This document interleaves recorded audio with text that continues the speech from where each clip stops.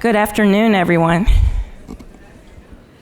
Good afternoon, and welcome to the Harvard Art Museums.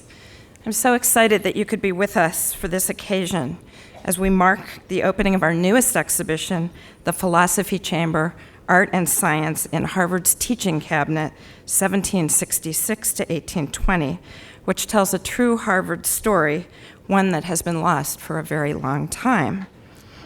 We could not think of a better way to bring the spirit of the Philosophy Chamber to life than to hear from one of Harvard's own, Jane Kamensky, whose lecture today is entitled The Hungry Eye, Art and Ambition in Copley's Boston. Equal parts laboratory, picture gallery, and lecture hall, the Philosophy Chamber was an 18th century space of knowledge and inquiry, supporting teaching, learning, and critical conversations inspired by wondrous and potent objects.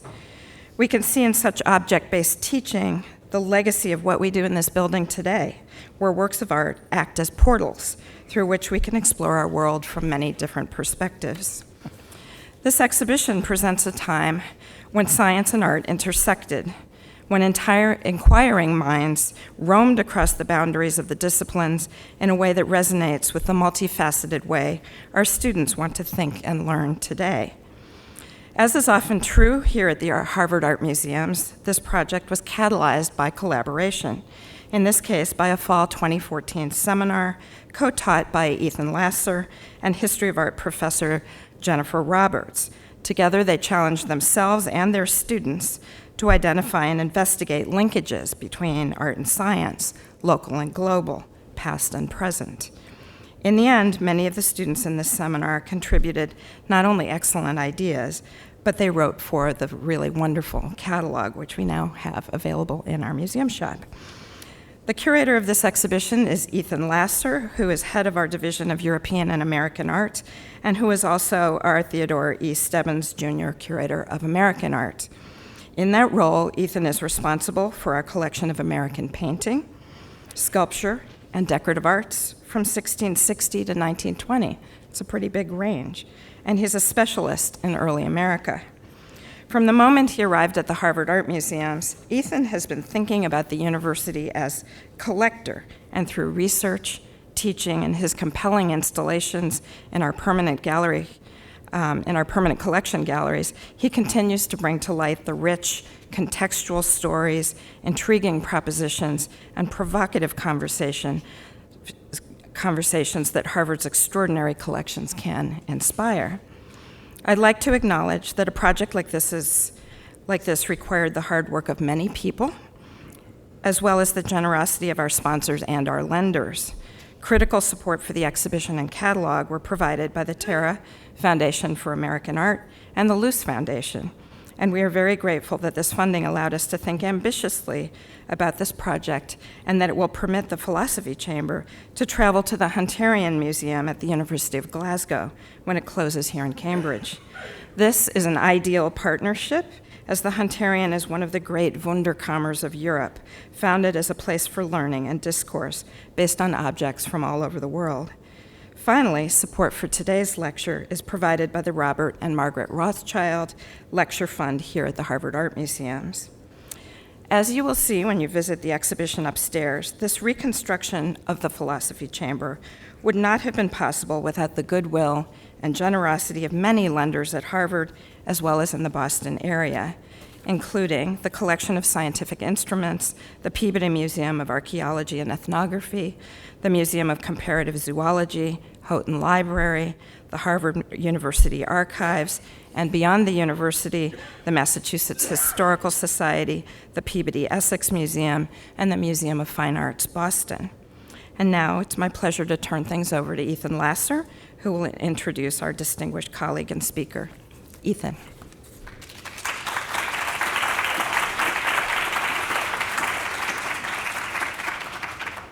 Well, thanks, Martha, and thanks everyone for being here today. The first in our long series of Philosophy Chamber programs, which you can find on our website, and we encourage you to attend them all. And I'd begin with some words of thanks of my own, and that is to say that a number of important people are in the audience this afternoon, And I want to acknowledge colleagues across the museum who brought this exhibition to life and made it look so elegant upstairs. And the project, as Martha said, was really sparked by this fall 2014 seminar that I taught with Professor Roberts, Professor Jennifer Roberts, and I thank the students in that class, who you can see here hard at work, and for their efforts, and I thank Jennifer Roberts as well, who taught the class with me and has remained a key advisor, catalog author, great friend to this exhibition. I also want to thank the many institutions that loaned works to the show, and also welcome our Hunterian Museum colleagues. And when you come to this opening, you can also plan to come in March 2018 to the opening of the show in Glasgow. Get your tickets now. My job this afternoon is to speak very briefly about the exhibition and then introduce our speaker. So let's start with the Philosophy Chamber. The exhibition reassembles a small portion of the extraordinary collection that Harvard amassed between 1766 and 1820. And like the British or European teaching cabinets or academic collections that were formed during this period, Harvard's collection included a veritable cross-section of 18th century art and material culture. There were portraits by and prints after the work of then contemporary American artists. Here, a trio of works by John Singleton Copley, about which we'll hear more. There were scientific instruments and natural specimens used in teaching and research. Here, a mahogany electrical machine from the London shop of Benjamin Martin, and you would crank the large wheel to create a spark for experiments with the electrical fire. And there were objects collected on travels abroad. A far-flung network of Harvard alumni and college supporters dispatched hundreds of objects to Cambridge. Their gift ranged from pieces of Hawaiian featherwork to polished marbles and plaster casts from the Grand Tour. And you can see all these works upstairs. This wide-ranging collection, was housed in 3 rooms adjacent to the college library. In this building, Harvard Hall, still stands in the yard today. This is Paul Revere's 1767 engraving of the colleges at Cambridge. And you can see that building there with the cupola is the center of our story. It was a brand new building then in 1767 that occupied the site of an earlier wooden structure that had been destroyed in a devastating fire, the Great Fire that put the very future of the college in jeopardy. Step inside the building. Here's the second floor in plan, and we see the library, and then the rooms in our story, the Apparatus Chamber, the University Museum, and the Philosophy School, or as it was more often known, the Philosophy Chamber. Named not for philosophy as we know it, but for natural philosophy. Natural philosophy, a field that wove together the sciences that sought to explain the natural world. And this room was first intended when that building was built as a site for lectures and scientific demonstrations. But it rather quickly evolved into a center of scholarly activity where artists and students and scientists from across New England gathered to discuss and debate and to share and build knowledge about this increasingly wide-ranging collection. And we think that most of those objects were stored in these rooms and wheeled, carried, cradled into the Philosophy Chamber for lectures and demonstrations. So the room on the right then was a buzzing hive of activity adorned with red flock wallpaper, a fancy room. The chamber served as the backdrop for an ever-changing cast of images, artifacts, voices, and ideas. We have no images of the inside of the space, to my deep regret, but I'm hoping one will come out over the course of this exhibition in one of your attics or trunks somewhere. Here's a later drawing of Harvard Hall. We can only imagine what it looked like inside, a later drawing of Harvard Hall rendered by a student. And while that collection, the Philosophy Chamber and those adjacent rooms, endured the American Revolution, endured generations of rowdy Harvard undergraduates, the room and the collection could not withstand the expansion of the college library. And in 1820, that's the end of our story. 54 years after Harvard Hall opened its doors, the library expands to encompass the entire second floor of the building. The books wipe out the objects, and the collection, then numbering close to 1,000 images, objects, specimens, was dispersed to various campus repositories, to Boston museums, And the story was left, or most of the story was left to languish in the archives. And it was in the archives that our research began. My colleagues and I spent the first year of this project mining the college record books for evidence of Harvard's collection. And here's an example of the kind of thing we found: a gift acknowledgement, appropriate for today, the thanks to Mr. Copley for an engraved copy of his masterly and admired picture of Samuel and Eli. And then they talk about who's going to write the thank you note to Copley's mother, Mrs. Pelham. One of many acknowledgments we found in the board or corporation minutes, and we thank our the archivists at the Harvard University Archives for encouraging us. And you can find this print, by the way, out upstairs on the wall. And sources like this allowed us to build a comprehensive picture of the college's holdings, and we were delighted to find that a small portion of the material referenced in the archives can still be found today, spread across these campus and other local institutions. And I really owe this project to the colleagues at these museums who responded to my queries and, even better, tipped me off to various hidden treasures in their storerooms and ultimately lent material from their collections to the show upstairs. In the galleries upstairs, we've brought together approximately 70 objects with a documented or probable history in Harvard's collection, early collection. And then, in order to represent the breadth of the collection's original holdings, we've shown this material together with a small group of objects that closely match the description of original pieces that have been lost or destroyed or that are too fragile for display. I won't say too much about what's happening upstairs because I want to entice you all to go up on your own after the talk, but I will, before I introduce Jane, just offer 3 last points about the show, a kind of framework for you to think about as you wander through the galleries. The first point to make is that, and here's some of our first visitors admiring the Joseph Pope orrery. The first point to make is that the exhibition offers a critical assessment rather than a celebration of the philosophy chamber. You could say that this room in this collection takes us back to the best and the worst of Harvard and New England's past, to the college's rich resources and its age-old status as a center of knowledge production, but also equally to its links to the slave economies of the Caribbean and to its policies of exclusion. And in the show, we're bringing together a range of voices to tackle these issues, difficult issues, head on. And in that way, we're taking part in this larger conversation at Harvard, looking the past in the eye. Second point is that we've installed the show to allow for the kind of close looking that occurred in the philosophy chamber and to emphasize the diversity of material in the collection and the kind of unlikely conversations and juxtapositions that follow from displaying such disparate materials together in the same spaces. You'll see comparisons upstairs that you don't see in the museum. Here, ancient Rome and a Native American inscription. And finally, back to Revere. From our vantage today, some 250 years after this collection first began to be formed, it's tempting to view the philosophy chamber as a kind of relic, as a New England curiosity.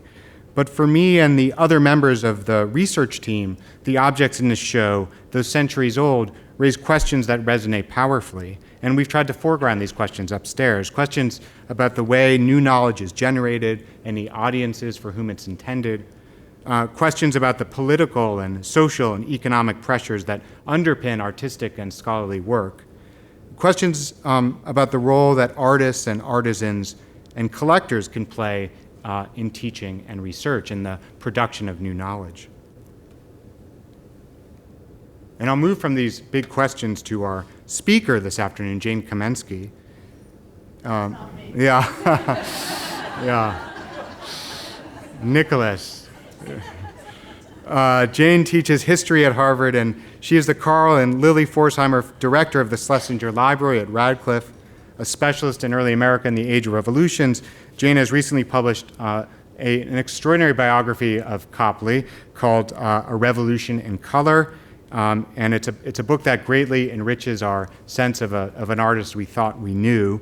It's won a number of distinguished awards recently, and if you don't have it, put it at the top of your summer reading list. If you haven't read it, it's for sale upstairs. And for my money, and I have to say I've read a lot of books on American art over the years.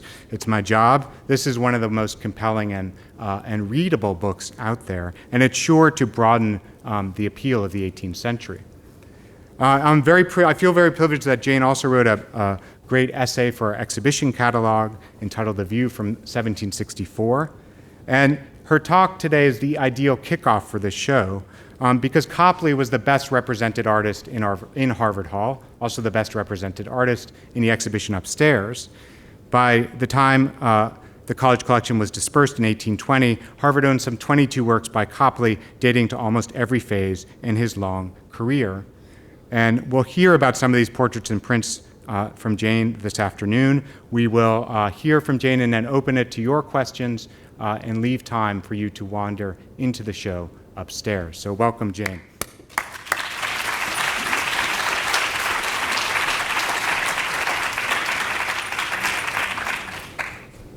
If somebody wants to get me a copy of that robe, however, I would like it very much.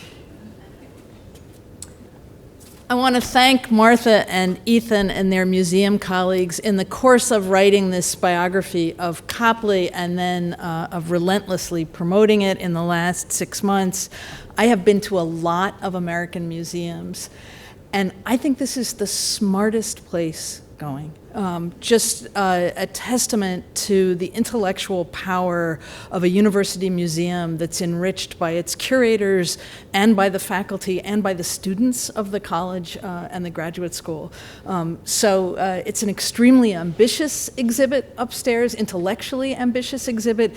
It's also visually thrilling in a way that I think is a signature of what Ethan and his colleagues have brought here. So it's an honor. So I wanted to start by welcoming the out-of-towners who are here for commencement to the hub of the solar system, as Oliver Wendell Holmes famously called Boston in 1858. Before that, the city was known, or at least knew itself, as the cradle of American liberty, which revolutionary nickname had become popular by the 1790s. And before that, of course, Boston, even at its first planting as a project of English imperial dominion, was, as John Winthrop said, to be as a city upon a hill, the eyes of all the world upon it. So this little city of ours, in other words, has ever had a sense of its worldly and indeed its world historical importance as a generative place, as a seat, a center, even whilst it was located in the province and colony of Massachusetts Bay. This was, after all, one of the overriding purposes of Harvard's philosophy chamber, a seat of cosmopolitan learning within a city on a hill, bidding fair to become the cradle of American liberty. This leads me to ask whether any place or anyone or anything can be called provincial anymore. We are all cosmopolitans now, which seems ironic, standing here as we do on the precipice of a new age of American barbarism. I'll begin my talk this afternoon by reflecting briefly on the death of provinciality as a concept in any number of historical and humanistic fields. I'll then spend the bulk of my time diving into the visual world of the painter John Singleton Copley in his years in Boston from 1738 to 1774. And this is the little slice of Boston, here the long wharf on which Copley spent his earliest years. He and his widowed mother lived in one of those little ramshackle dwellings, staring out east into the harbor with that hook at the end, one of the easternmost points in British North America, reaching for London. Copley's life and work in this little place and time might be used, and indeed has been used, as a case in point for the cosmopolitanism of Britain's American provinces. And this is not entirely wrong. Indeed, the opening scene of my recent book, if you'll forgive me for quoting myself, makes exactly this move. Quote, "Like many trading centers, Jack Copley's Boston was a shockingly cosmopolitan place, the metropolis of New England, the largest, most populous and flourishing town in the British dominions in America, as that map, my pressing is from 1743, put it. The plan's cartouche, which you see here, featured Neptune, the god of the sea, on one side, and Mercury, the god of Boston's glorious commerce, on the other.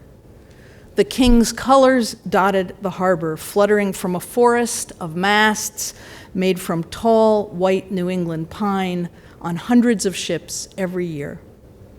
Jack Copley was born in summer, the best season for sailing, as it was for painting. Dock workers busied themselves unloading cargoes from Antigua and Suriname and Honduras, from Lisbon and from the Canary Islands and from Newfoundland. All this is from the newspapers around Copley's birth. Merchants advertised Carolina indigo and German steel and Madeira wine and Irish linen. There was also, on the last page of the Boston Gazette on the day of Jack Copley's birth, as there was on most days, an anonymous notice offering for sale a human being, a healthy, strong Negro boy, aged about 15. That boy, or his parents, or their parents, would have come from West Central Africa via the Caribbean, where Boston merchants traded their fish and lumber for sugar and cotton and sometimes slaves. The Copleys, too, set themselves up as traders in faraway goods. From a storefront below their little flat, Jack's mother sold what she called the best Virginia tobacco, cut pigtail and spun of all sorts by wholesale or retail at the cheapest of rates. And yet, there were aspects of Boston's cosmopolitan society, economy, and culture that entirely frustrate this narrative setup. And chief among them was the world of art with a capital A, a world of centers and fixities rather than peripheries and flow. A steeply hierarchical world, even as Copley experienced it, a well-defended fortress. I'll sketch what this empire of pictures looked like to the young Copley, gazing east from Boston. And then I want to close by thinking with you about how the recovery of his perspective might serve as a corrective to the corrective that risks throwing out the provincial baby with the imperial bathwater.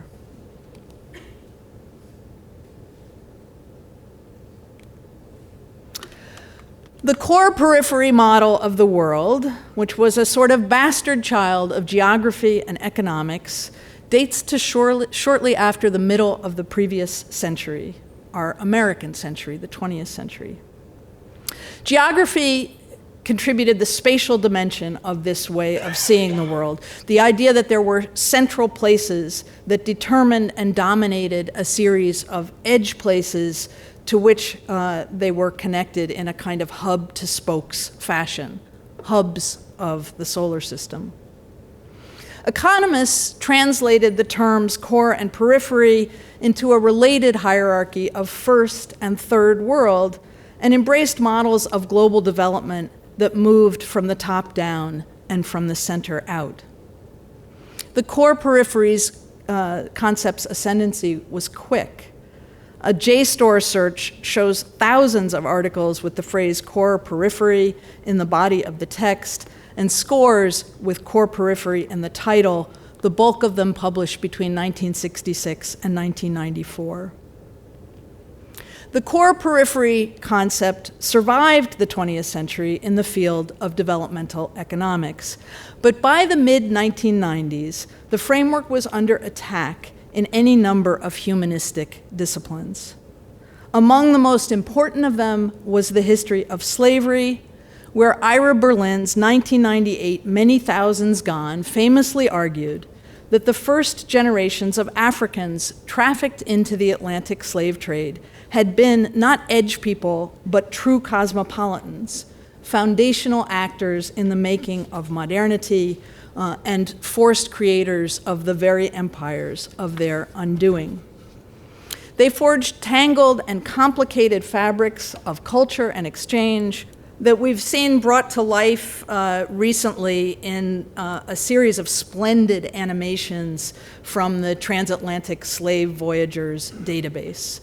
So cosmopolitans going from everywhere to everywhere. As a new materialism became ascendant in the fields of history and literature and art history, we began to pay, as scholars, increasing attention to patterns of flow like this one, from everywhere to everywhere.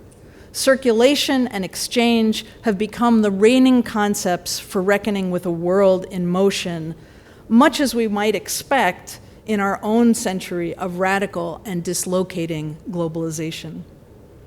The history of science, especially but not only the history of botany, has also embraced the contributions of the peripheries. And as the historian of science, Susan Scott Parrish, has written, increasing emphasis to fragmentary, theoretically inchoate, specimen-centered qualities of empiricism that made local expertise and local access in non-European places crucial to the Enlightenment's laborious reckoning of worldwide matter. And you see some of this thinking in the peripheral histories of science upstairs.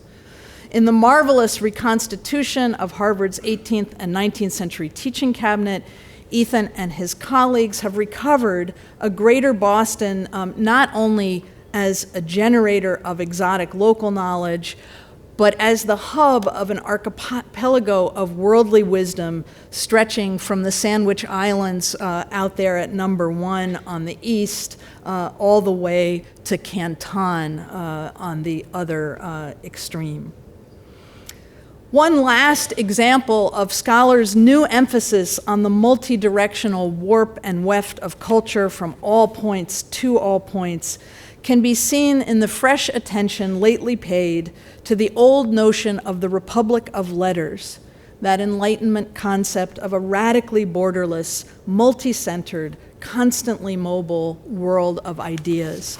I'm thinking here especially of the work of the intellectual historian Carolyn Winterer, who's the director of the Stanford Humanities Center, which has done marvelous visualizations of massive digital corpora of the Republic of Letters. So here are the correspondence networks of Locke and Voltaire, Locke in blue and Voltaire in orange. This visualization showing that their correspondence networks, these are their letters, are actually somewhat more regional and less global than the Republic of Letters concept would have us believe. Whereas here's Benjamin Franklin on the top compared to Voltaire on the bottom. Here's our backwoods raccoon skin cap wearing Pennsylvania man who has the wider geographic span.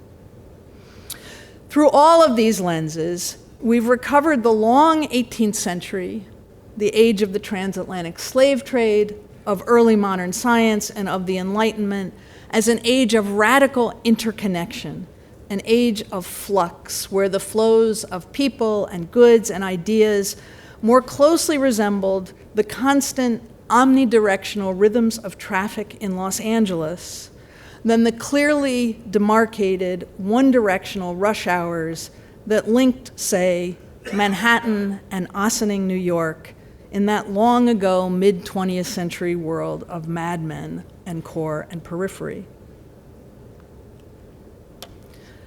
Much in Copley's life story chimes with this multi-centered, periphery-less model of the early modern world. Though New England was one of the less mobile places in the fast-flowing currents of the 18th century, Copley's parents were immigrants, were Anglo-Irish. They were educated people who had come to modest circumstances. Among the handful of items listed in the meager estate left by Copley's father were 6 prints and pictures, a dozen bound books, a looking glass, and a desk. items that together accounted for about a third of the estate's value. Don't get me wrong, Copley's parents were not corresponding with Voltaire, but they could, without too much stretch of the imagination, have been reading him. Copley's stepfather, Peter Pelham, who married Copley's mother in 1748, when the boy Jack was 10, was even more of an Atlantic Enlightenment figure, an artisan formerly schooled in London as a portrait painter and engraver. Pelham had arrived in Boston in 1728, bringing a new level of artistic training to recording the likenesses of the city's great and good. He had the good fortune to paint the esteemed minister Cotton Mather, and to have the perfect timing of painting him just before Mather died, after which Pelham was able to sell this mezzotint after his own portrait to grieving parishioners and readers of Mather's work all up and down the seaboard. Mather had been a significant Enlightenment figure in his own right, a member of London's Royal Society, and he left behind a library of nearly 5,000 books, which was about the size of the collection at nearby Harvard College. So right there in the Boston of 1729 are 10,000 books, mostly of British origin, to add to the dozen or so in Copley's father's ramshackle home by the wharf. Peter Pelham became a kind of one-man culture industry in the Boston of the 1730s and 1740s, with his printing business, a school that trained clerks by night and ladies during the day, and an intermittent menu of public concerts and assemblies. He was not Voltaire. I picture instead a figure out of the underworld of music and fencing and dancing masters and tailors that people the second plate of William Hogarth's A Rake's Progress here.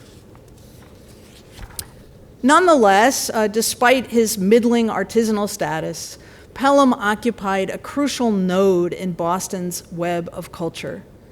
He would have owned school books, manuals on letter writing, treatises on painting, as well as English and European mezzotints from which he borrowed background and poses.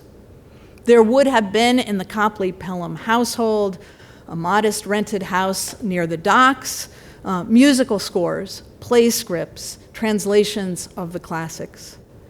Down the street near Boston's townhouse, in the space Pelham rented for his schoolroom, stood a keyboard on which his son, also called Peter, taught young pupils to fumble through Bach and Handel. And of course, Copley's stepfather owned a range of artist materials, charcoals and brushes, pigments and oils and varnishes, stretched canvas and copper plates and engravers, burns and inks and nibs, and a specialized press, parts of which Paul Revere later purloined. The other crucial node in Boston's cultural web was the Edinburgh-born painter John Smibert, who had crossed the Atlantic at almost the exact same time that Pelham did in the retinue of Bishop Berkeley, who meant to found a college in Bermuda. Smibert memorialized the ill-fated venture in a multi-figure picture that has come to be known as the Bermuda Group. It's at Yale now. He kept the painting in his painting rooms on Queen Street. Smibert himself is depicted there directing the scene at the upper right.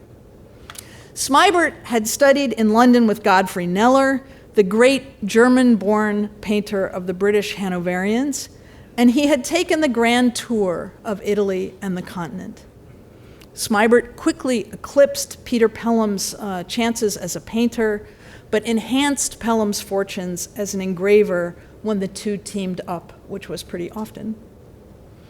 In the 1730s, which is to say in Copley's youth, Smibert opened a color shop below his painting rooms, where he sold, and I'll quote from his advertisements, the best mezzotinto Italian, French, Dutch, and English prints, in frames or glasses or without, by wholesale or retail at reasonable rates. On occasion, he offered, quote, more valuable prints engraved by the best hands after the finest pictures in Italy, France, Holland, and England, done by Raphael, Michelangelo, Poussin, Rubens, and other of the great masters, very rare and not to be met with except in private collections. Smibert sold pigments, stretched canvases, palettes, and paint knives. He sold fan paper by the ream. He explained to a Scottish correspondent that Boston, quote, had many women that paint fans for country use who bought both their paper and their colors from his shop. Smibert also kept a gallery on the second floor of his Queen Street house, its walls lined with sumptuous green baize cloth. When Dr. Alexander, no relation, Hamilton, an Edinburgh-born physician, it was so much easier to talk about the 1740s Alexander Hamilton 3 years ago. An Edinburgh-born physician made his progress through the North American colonies in 1744. He noted a visit to Mr. Smibert the limner as an essential stop on the traveler's itinerary, and described Smibert's fine pictures and collection of busts and statues, most of them antiques. This is Hamilton talking, done in clay and paste. Smibert's own works hung alongside the copies he had made of some of the most celebrated paintings of the Renaissance and modern masters, including Poussin's somber countenance of Scipio, that copy now lost, and Van Dyck's Cardinal Bentivoglio, a study in scarlet which hangs upstairs in the scarlet-walled rooms of the Philosophy Chamber exhibit. Smibert's was also surely the only place in post-Puritan Boston where you could see not one, but two nude representations of the goddess of love. His painted copy of Titian's Odalisque, Venus and Cupid, and a cast of the Venus de Medici. It was the young Jack Copley's good-bad fortune that both Peter Pelham and John Smibert died in 1751, when Copley was 13, at once denying him their tutelage and getting out of his way. But when they passed from the scene, they left him the means and ends of art. Copley's first surviving works date from 1753 and 1754. His early portraits, like this 1753 likeness of a baker's daughter, Mrs. Joseph Mann, looked a lot like Smibert's women. And both Copley's and Smibert's work looked a lot like the prints that were the common sources for both pose and props in both of their work. Or to choose an even richer early example, the preposterously ambitious classical scene Galatea Rising from the Waves, which Copley painted in 1754 when he was a bare 16. The image, this is at the MFA in Store. You can probably surmise why they don't much hang it. The image depicts a triumphal goddess Galatea riding from the waves, once again divine after an ill-fated dalliance with the earthly lover Acis. Copley would have known the myth from Ovid's Metamorphoses, of which translations were plentiful. Harvard had the 1603 Arthur Golding translation in quarto. There was no shortage of artistic renditions either. The great Raphael, whom Bostonians talk about constantly, though they have never seen his work, the great Raphael had represented Galatea's triumph in an enormous fresco in Rome's Palazzo Farnese in 1512. Poussin had done his own version a century later. Prints after the Raphael frescoes circulated widely and could easily have been among those that Smibert sold. Copley based his own attempt, we know, on a Dutch engraving, which followed a later Venetian original, so that this canvas by a 16-year-old boy who can barely afford the material, let alone the time and pigments for such a folly that is unsellable in the art market of 18th century Boston, bears the impress of ancient and modern Rome, of 17th century Paris, and 18th century Venice and the Netherlands, carted through time across tongues, packed into 2 dimensions, and shipped to the Long Wharf, either to Smibert's print shop or Pelham's studio. Copley's Galatea also boasted a proud and unmistakably British pedigree with connections to George Friedrich Handel, that most English of German composers. Handel's 1718 oratorio, Acis and Galatea, sung in English with a libretto by John Gay, was for many years one of the most popular secular music attractions in London. This is the title page from the oratorio's 9th British edition, printed the year after Copley tried his hand at the painting. It's not unlikely that Peter Pelham would have had the score. He and any English gentleman of the day would have associated Galatea not only with Roman myth, but through Handel, with the rise of British sea power and the culture that celebrated it. In all of these ways, even as he first picked up a brush, Copley and his Boston belonged to the multi-sided, dispersive, connected world of flux and flow that we have come to understand as the Republic of Letters. The big problem with this story of Copley's cosmopolitan Boston is that it's our story, and he didn't believe it at all. Far from being grateful for the means at his disposal, he was acutely conscious of their paucity and of Boston's provincialism.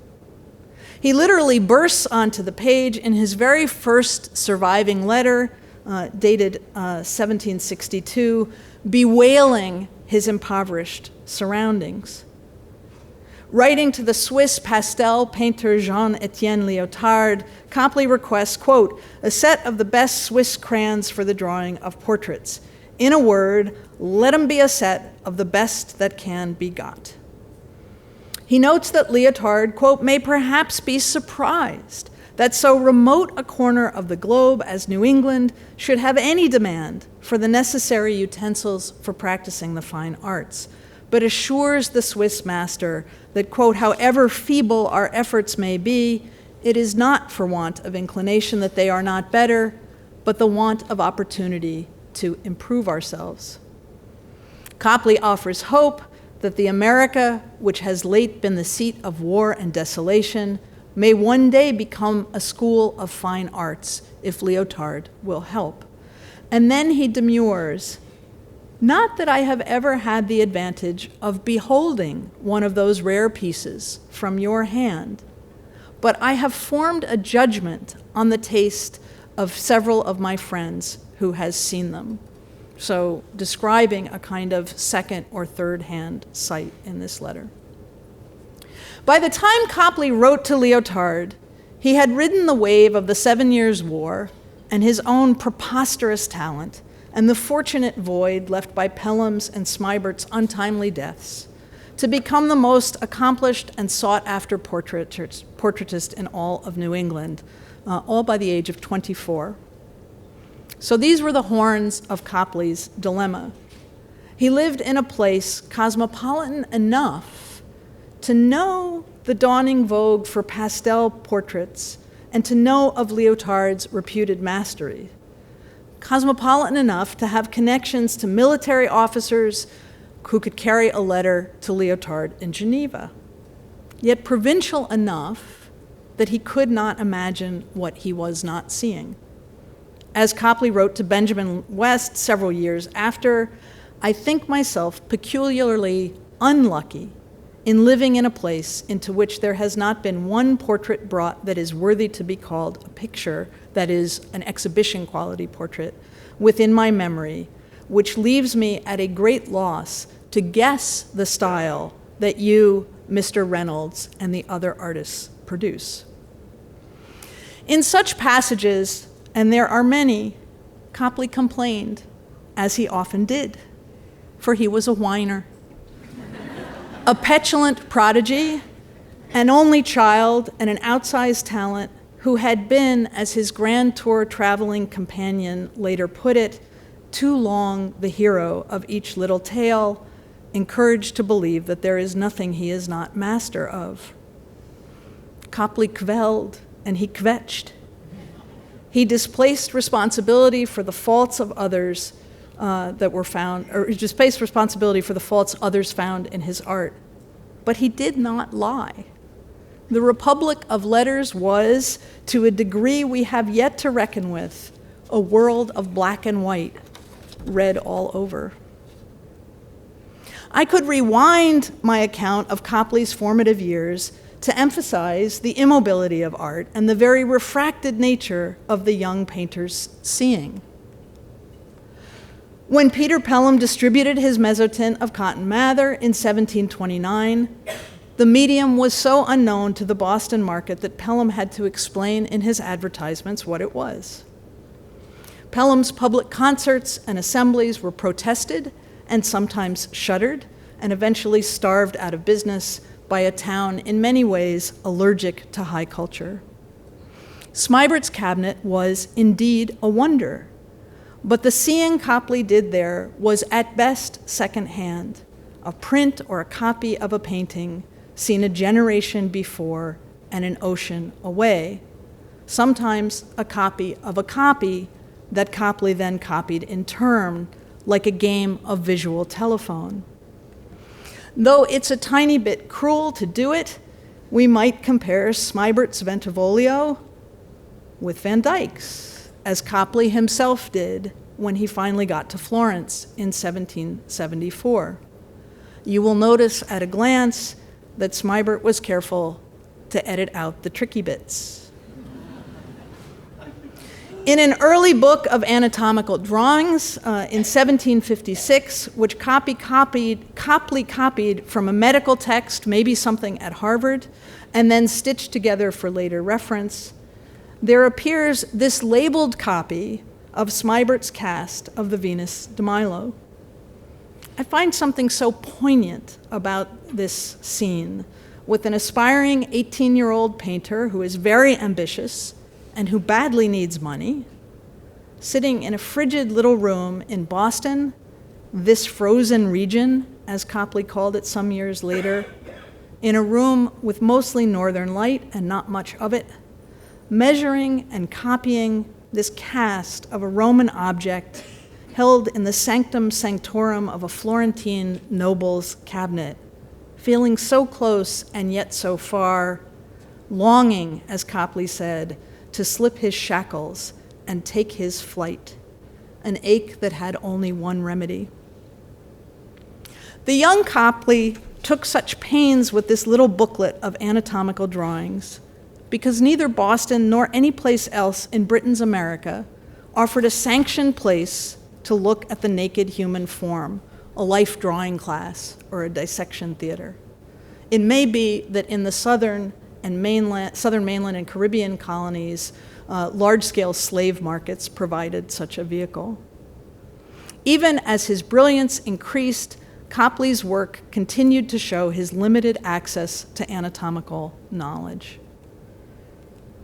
This picture of Dorothy Murray, which preposterously hangs in my office at the Schlesinger, such as Harvard, has a lovelier face than anything previous Boston painters could have painted, and yet a glaring flaw. The proper left hand fails to connect to its arm, and the arm fails to connect to its body. A similar glitch appears in Copley's portrait of Mrs. Thomas Boylston half a decade later. This hangs upstairs on the second floor. I took a student from Cambridge Rindge and Latin through it, and he said she looks like she's going to pull off that arm and beat somebody with it. These kinds of hiccups are generally worse in Copley's likenesses of women, which makes sense. But even the magnificent full-length portrait of Harvard benefactor Thomas Hollis, which Copley was commissioned to paint for the new Harvard Hall after the fire of 1764, has, as my colleague Jennifer Roberts pointed out to me, 2 right feet. We know that other aspiring artists and daughters created anatomical workarounds. The Rhode Island-born Gilbert Stuart and his friend Benjamin Waterhouse, who wanted to be a physician, paid a blacksmith to strip for them in the 1760s. It seems likely that whores were offered money for such wholesome services as well as for the more customary fare, though I have never found a record of it. Despite the difficulty of anatomy, and especially female anatomy, form was, in the end, much easier than coloring, than the handling of paint. As Copley wrote to West in 1766, "In this country, as you rightly observe, there is no examples of art except what is to be met with in a few prints, indifferently executed, from which it is not possible to learn much." As his correspondence with people in Britain increased, Copley learned more about what he was missing and what was missing in his own work. You certainly have seen the prints after him, which will give you but a faint idea of his performances, the former Bostonian John Greenwood told Copley of Benjamin West in 1771. When Copley finally did take his flight to Europe in 1774, he wrote to his half-brother Harry Pelham in Boston, trying with his prose to color in some of what was missing from their provincial visual world. Of Poussin's Seven Sacraments at the Palais Royal, Copley wrote, "The prints you have seen in Mr. Palmer's volume of Italian Masters." So here's an engraved copy in a borrowed book. "They are very dark, much more so than the Scipio at Smybert's." So judge by reference to a painted copy in a room above a shop. Copley wasn't overawed by the actual Poussin. "I should have liked them better if they had been colored in a more brilliant manner. He has sometimes been very beautiful in his colors, light and warm in his shadows, something resembling the light of the sun, his shadows broad, sharp, and transparent." Of the Rubens in the Luxembourg Gallery, quote, "You have seen the prints. They give you the design, so I shall not enlarge on that, but you have not the coloring. It is very brilliant, rich, and tender. When you view Poussin's Scipio," again the copy at Smybert's, "you must have observed one general tint running over the whole picture, as if the painter had immersed it in a brown varnish.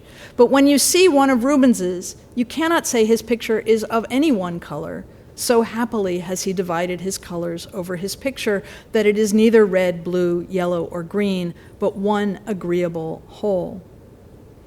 I wish I could convey to you a more perfect idea of what I see," Copley told Harry more than once, knowing that he was writing into a kind of blindness, the color blindness of the provinces. I thought of showing you what Copley was looking at, but I thought it was better to see what Pelham saw. The remedies Copley proposed, how Pelham could try to see what Copley was describing, reveal some of the ways he had taught himself in his early years in this frozen place. The head at Mrs. Hancock's gives you a tolerable idea of Rubens's men's flesh, only I think it a little too raw, he suggested, a fragmentary match from a picture at a neighbor's house. On second thought, I think the shoulders and back of the Pan and Syrinx at Mr. Chardon's come nigher than mark than any I can think of, if I remember right, the tints in that are more gray and broken than Rubens's and darker. On third thought, I believe those figures in the deluge at Mr. Chardon, I mean the group that is most principal, may come nearer the mark than Pan, especially if a little yellow were added to the tints.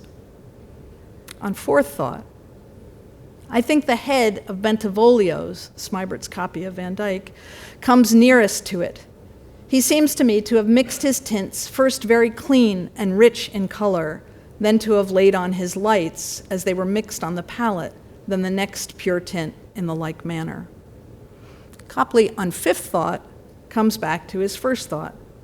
The tone of Rubens' flesh, take the whole figure together of one of his women, and it is very full and rich, about as much so as the head of Van Dyck at Mrs. Hancock's.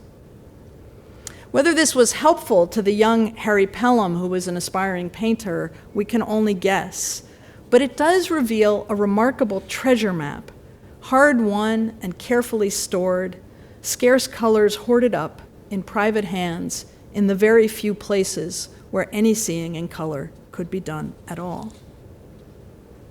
Two pictures survive from Copley's 18 months on the Grand Tour in 1774 and 75, months while the British political order in America fell apart. And both of them show new ways of thinking about and in color. The lush double portrait of South Carolina planter Ralph Izard and his wife Alice Delancey showcases a new Italianate palace and a hoard of antique treasures, like those contemporary photographs of people pictured with the entire contents of their homes arrayed on their lawns.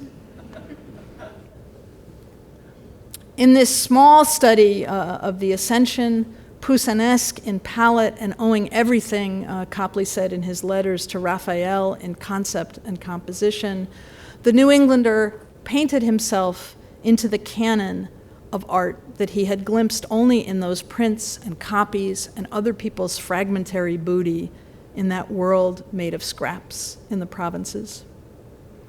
In 1775, on his way back to London to reunite his fractured family at home, as he and other British Americans had long called the English metropolis, Copley wrote, "There is a kind of luxury in seeing as in eating and drinking.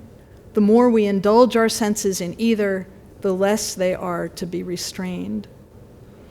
Boston had furnished so little of that luxury, and Italy had offered a surfeit. And yet, even after he had been and seen, Copley was stuck with many of the habits he had formed as an autodidact in the provinces. A painter who knew him in London recalled that Copley, quote, used to match with his palette knife a tint for every part of the face, whether in light, in shadow, or in reflection. Many years later, an English patron took Copley to court for his dilatory manner. The sitter said he, quote, did not know what was the common practice, but Mr. Copley seldom began to paint before 11 or 12 o'clock, appearing to be a very long time in setting up his palette.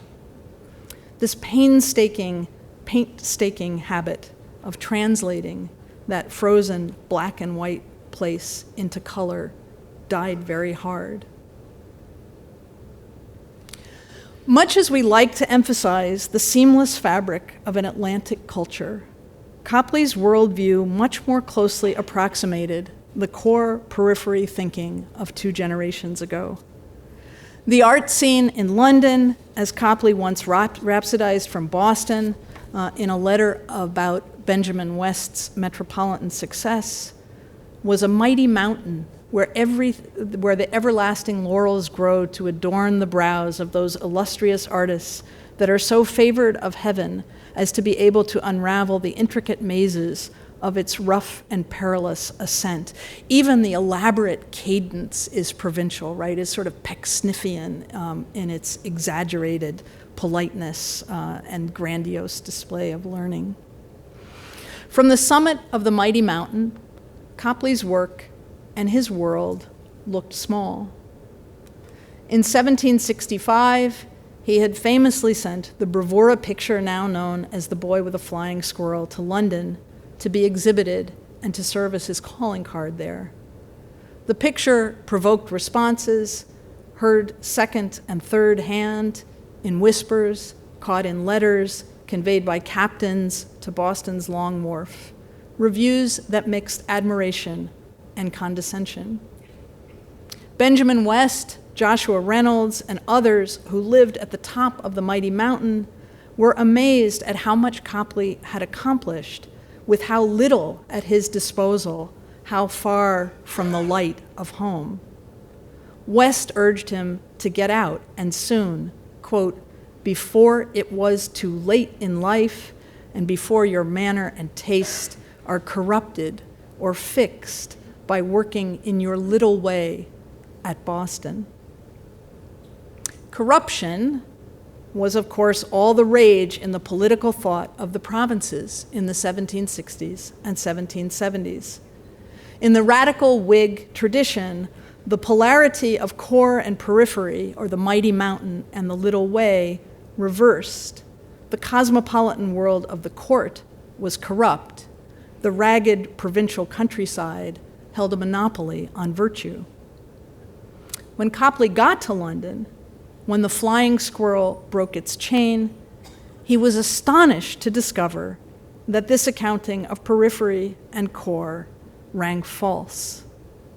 Not 2 days in England, he wrote to his brother that, quote, "those who said we were saints and angels in America compared to those that inhabit this country have been greatly mistaken. Really, we Americans seem not halfway removed from a state of nature when brought into comparison." We Americans was a rare formulation for Copley, who by then typically used the Americans, as in those people back there in the provinces. To the end of his days, he would praise the mighty mountain and reject the little way.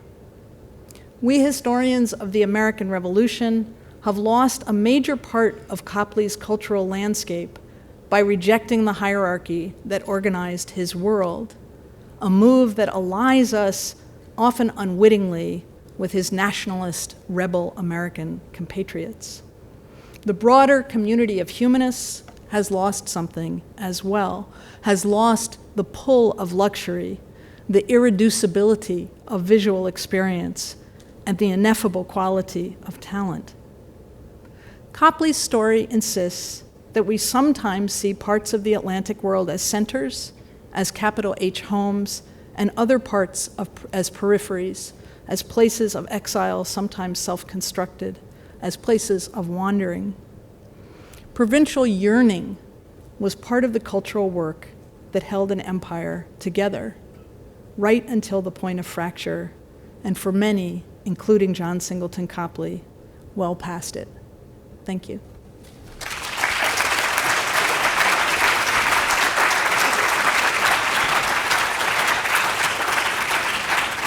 Well, thank you, Jane, for a marvelous talk, and I am burning with my own questions, but I'll kick it off with a question, and then we'll open it up to you all. But my question has to do, of course, with the Philosophy Chamber story, and that is that after that 1774 night when Copley leaves, he sends over the next 40 years lots of prints back, 19 or 22 prints at 1 or 2 a year, and his mother sends some, then his heirs send some. And I guess my question is to, given all the frustrations and his own experience as an artist living in black and white, as you say, what do you think's at stake for him in sending prints to Harvard Hall, back to the Philosophy Chamber as gifts? Are those for aspiring artists? Are those, what's? I think, is this on? I think that there is a desire to be seen as a native son of a place that he no longer recognizes. So that he wants to found an American art. He accepts Smibert and Bishop Berkeley's and other conceptions of the progress of civilization moving from east to west, and eventually one day even to America. But his America is a province of Britain. So sending that stuff into the world of the Philosophy Chamber, I think, stakes a kind of originary claim, but is not a nationalistic claim, is an imperial claim. And it's fascinating to see those works, many of those printed works, hung upstairs in the exhibition. Some of them, we were talking earlier, having seldom, if ever, been exhibited before, maybe partly because of the ways that they were generically uncomfortable for the Boston of the early United States, which was not Copley's world. Do you think it's a corrective at all to the two right feet?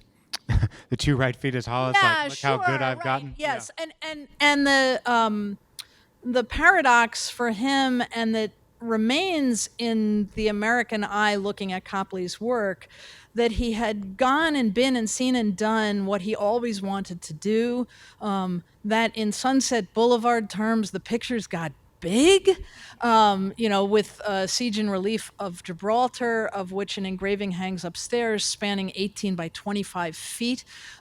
Things that were impossible to do in the provinces and impossible to do in the early United States. There wasn't the patronage or the taste to sustain them, as Trumbull found and Morse found trying to shop their visions of American history painting into the 1820s, 30s, and 40s. So how can you even show how great you got to the people of the United States but to telescoping into black and white and sending it back, which is a kind of bitter irony. Okay, questions out there? Yes. Thank you. Hi, I'm Joachim Hohmann, the curator of the Bowdoin College Museum of Art, and I just want to contribute a footnote. The Scipio by John Smibert is in our collection, as are many, many other works from John Smibert's studio that were bought by the Bowdoin family and then bequeathed by James Bowdoin III in 1811 to Bowdoin College. Many original old master drawings are on view right now, so it might be a good time to go on a field trip to Brunswick, Maine. Thank you. Great. I didn't know that Scipio had survived. Great. Did you? Thank you for your presentation. Thank you for your book, too. It's wonderful. I'm curious, opinion-wise, in your research, as he exchanged information with West and Reynolds, the initial response from Reynolds and West both seem to be really positive.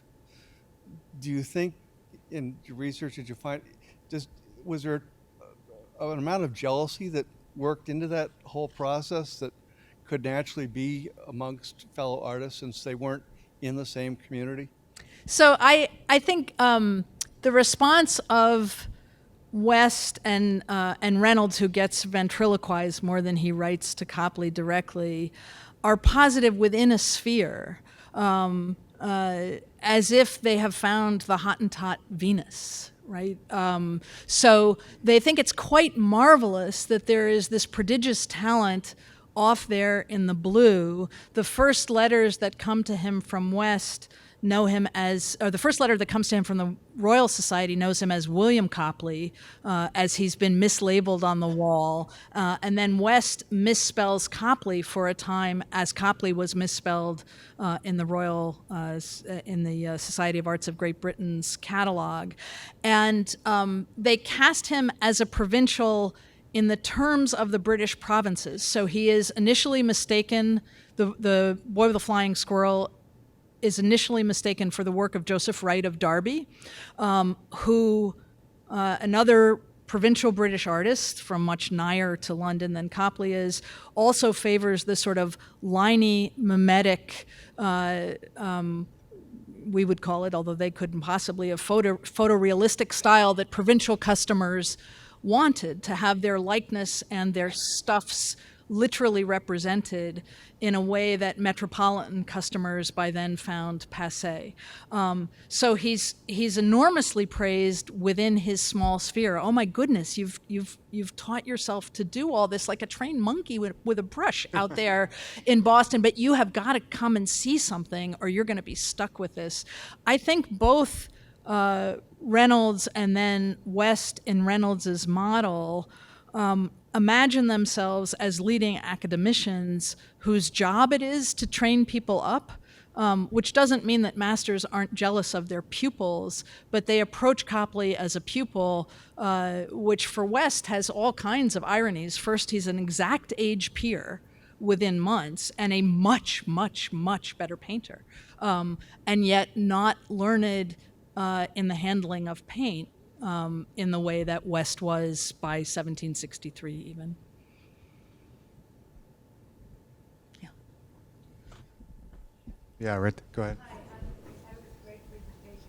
I was curious about his relationship with his mother, and then also if he had a partner down the way, or did he stay in England, and where was he buried? Yeah, these are both really important questions and are really central to the book. His relationship to his mother is I give it shaping importance in a biography, despite the fact that I have nearly no documentation of his life before he bursts onto the page in 1762 writing. He is a real anomaly in the world of 18th century New England in that he is an only child for a very long time. So the Copleys come from County Clare and migrate as part of a land for passage scheme. And then his father dies. I think the last time I know Copley's father is alive, Copley is 3. And she remains unmarried for a long time. She remains unmarried for 7 years because households in this place and time are little corporations as much as affective units. People remarry very fast, men within minutes and women within days. So a woman remaining as a femme sole trader for 7 years is quite extraordinary. And it's just the two of them until Copley is 10. He gets a stepbrother when he is 10.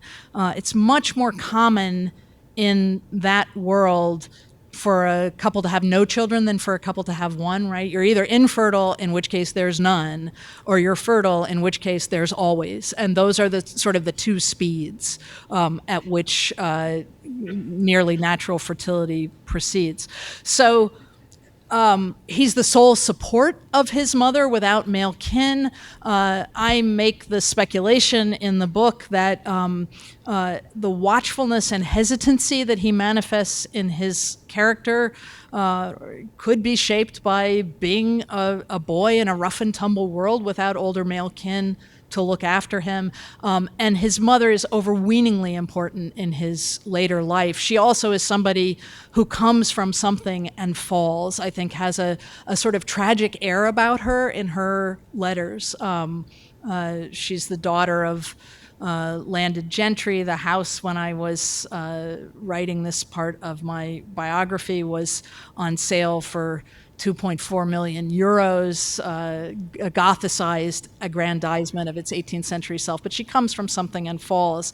And I think she must have a sense that there is a bigger world. I can't see it. I can't see it in a documentary way, but I feel it in a novelist way. I imagine her as something sort of Tennessee Williams-like. Her later letters to him, where she just guilt trips the hell out of him for staying in, show a lot of this. And then in a life that is significantly shaped by his hesitancy and his drift, his unwillingness to commit, which is more true politically than it is artistically, the deliberate and incredibly purposeful and important thing that he does is to marry a merchant's daughter in Boston in 1769. He marries the daughter of a man named Richard Clark, who is one of the richest men in Boston, a graduate of Harvard College, as were all of his wife's brothers. And one pictures what Richard Clark would have said when his daughter came home and said, "I'm marrying the painter." All her sisters had married merchants and had married in birth order, which is a way that historians have as a proxy for telling who's making the marriages. Are parents shaping this, or the children fall in love out of order and parents marry them in order because the daughters have wasting value if the next oldest one hasn't married. So I think it's a love match, and also a tactical match on Copley's part. He gains enormously from this match. He puts together a 12 to 14 acre property on Beacon Hill out of her dowry.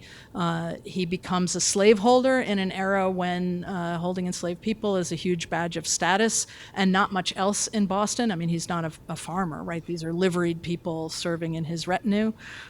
He gets a parcel of children very fast, and he also inherits the politics of tea. So her father is a tea merchant, and this becomes determinative to where they land and how they land and when they leave. So it's that family that comes with him to London and is his lifelong family. I just say about his mother too. One of the finds, one of the researchers, Lola Sanchez, who's here, discovered that all of those many of those prints that came back were gifts of his mother, Mrs. Pelham. So it's there was a kind of pride, like going back to high school. You know, your mom sending the press clippings of their accomplished son. So she's the one who seems to be bringing many of these images to Harvard. I think he's also sending her those images in multiple, with the idea that some will be gifts and some will be sold. So they're part of the way that he is sustaining her in his old age as he refuses to come home and close her dying eyes, as she asks him to do for about a 15-year period.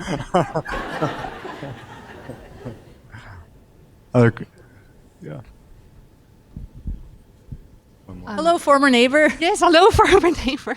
I've wanted just to congratulate the museum for adding this chapter to the history of museums. It's sort of very exciting. And then for you, Jane, I was just curious about your process. I mean, you're a historian.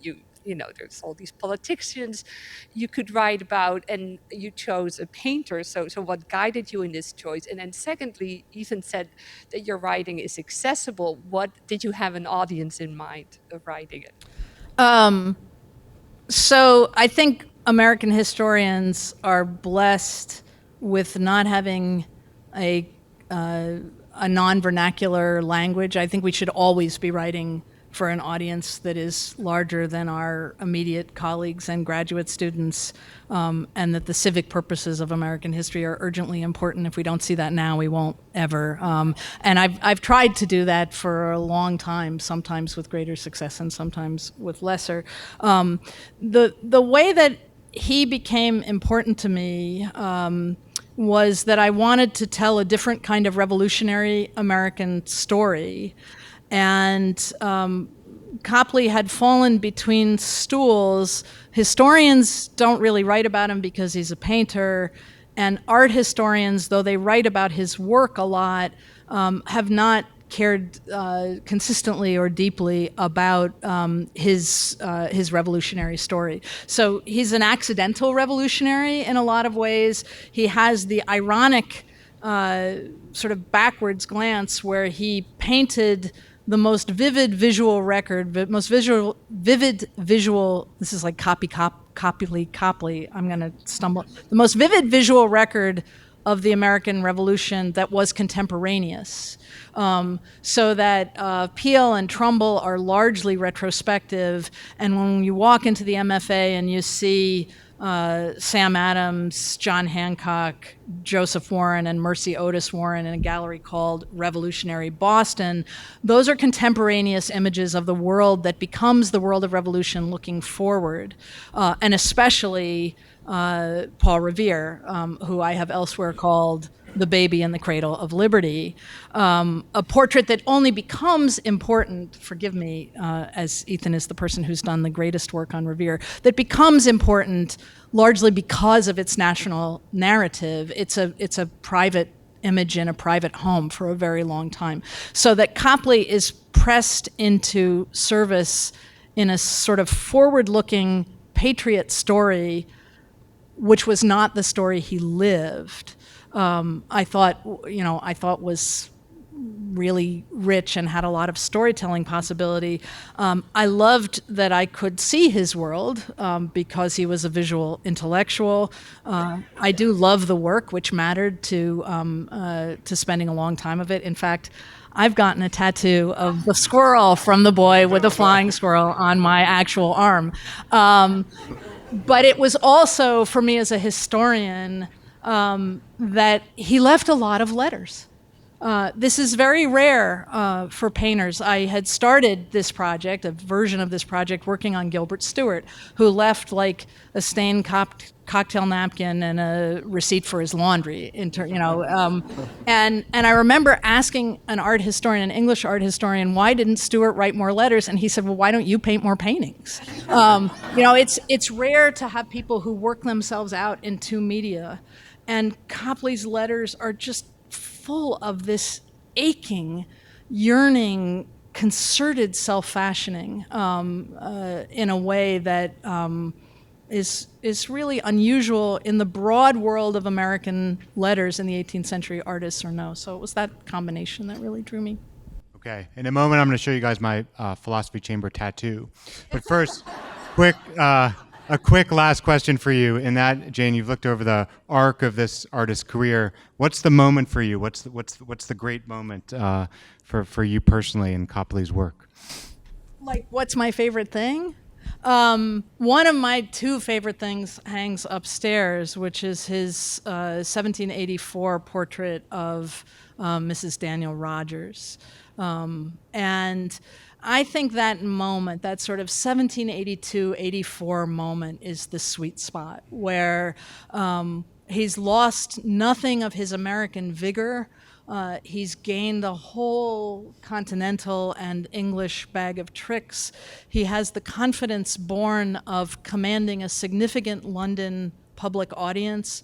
His physical powers have not begun to fail them, as they do almost all artists. This is somebody who worked with white lead for 50 years.